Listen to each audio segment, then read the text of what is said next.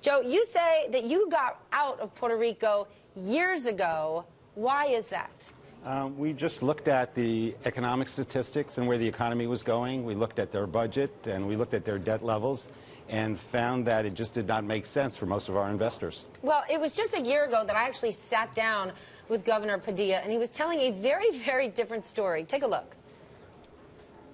The need to go to the market right now. We have not a liquidity problem. We have been out of the market for the next 9 months until the next fiscal year without a problem. If the market stabilized, we will go there, but if we are not in that rush. So if the market move on a factual based, we'll see that Puerto Rico now is in better shape than it was 1 year ago.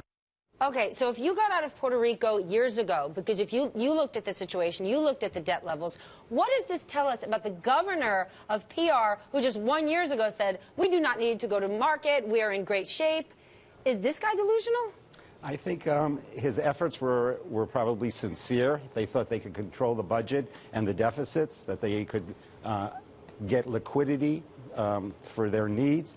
And so perhaps a year ago, he may have believed that they could cure the problem. But did they actually have the tools to do so?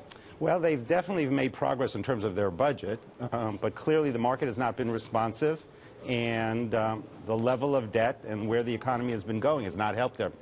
Well, let's just make clear what he said this time around. Mr. Garcia Padilla said the debt is not payable. There is no other option. I would love to have an easier option. This is not politics. This is math. That's a pretty extraordinary statement to make, that it's just not payable. Are there any legal implications for that? As an investor, when you hear something like that, does it raise your antennas? It absolutely does raise our antennas. Puerto Rico is a major borrower in the municipal market, so there's obviously concern across the market. But it's not coming as a surprise to many investors. The economy has been going downhill since 2006 or so. Their population has been declining for a number of years. And we saw a large number of traditional buyers leaving the market.